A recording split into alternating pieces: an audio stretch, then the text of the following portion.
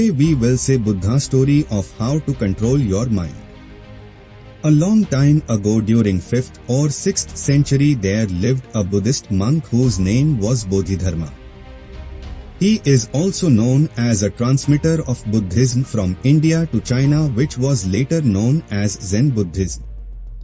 After Gautam Buddha, Bodhidharma is known as the most influential successor of Buddha in history of Buddhism. It is said that when Bodhidharma went to China, the Emperor of China came to see him. Emperor said to Bodhidharma, "My mind is very uneasy, very disturbed.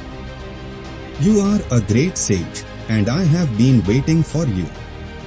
Please tell me what I should do to put my mind at peace." Bodhidharma said, "You don't do anything. First you bring your mind to me." The emperor could not follow. Bodhidharma again said, "Come in the morning at 4 o'clock when nobody is there. Come alone and remember to bring your mind with yourself." The emperor couldn't sleep the whole night. Many times he cancelled the whole idea. He thought, this man seems to be mad. What does he mean, come with your mind, don't forget? But the man was so enchanting, so charismatic that he couldn't cancel the appointment. He thought, whatever happens, I must go. This man may have something, he looks a little crazy, but still I must go and see what can happen. So he reached there at 4 o'clock in the morning. Bodhidharma was sitting with his big staff. He said, "So you have come. Where is your mind? Have you brought it or not?" The emperor said, "What are you talking? When I am here, my mind is also here, and it is not something which I can forget somewhere. It is in me." Bodhidharma said, "Okay. So the first thing is decided that the mind is within you."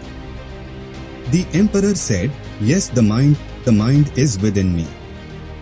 Bodhidharma said, "Okay, now close your eyes and find out where it is. And if you can find out where it is, immediately indicate to me. I will put it at peace." Emperor was still confused, but he followed what he said. He closed his eyes and started to find his mind. He tried and tried a lot, looked and looked. The more he looked within, the more he was unable to find his mind.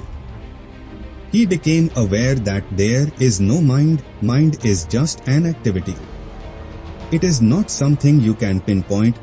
The moment he realized that it is not something, then the absurdity of his quest became exposed to himself. He understood that if it is not something, nothing can be done about it.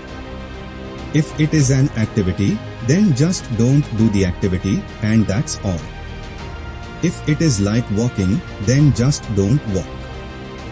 He came to understanding that mind is just a cluster of thoughts that arise like clouds in the state of unconsciousness. And if you become aware and conscious, there will be nothing such as mind. After some time the emperor opened his eyes. He bowed down to Bodhidharma and said, "Till the time I did not search for the mind, I used to bother. Now when I search, I have found that there is nothing such as mind." Bodhidharma said, "Then it means that I have put your mind at peace now." He said, "Remember that whenever you feel that you are uneasy, just look within, where that uneasiness is. Where is the disturbance? And when you will try to find it, you will not find the disturbance, but yes, you will definitely find your own self, which is very calm and very peaceful." Moral of the story is, if we see in our life, we will find that in today's world millions of people are suffering from disturbing thoughts in their mind. Thoughts of the mind can be more painful than physical pain. People are suffering because they never try to find their mind. They never try to look within and explore their mind. In fact, mind is nothing but just thoughts which arise like clouds in the state of unconsciousness. When we become conscious and start to witnessing our thoughts starts to subside. And when we become thoughtless, our mind disappears.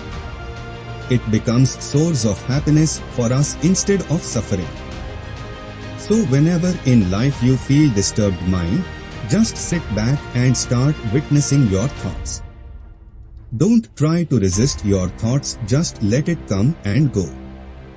Don't get attached to it. Watch it like you are standing on the side of a road and witnessing traffic come and go.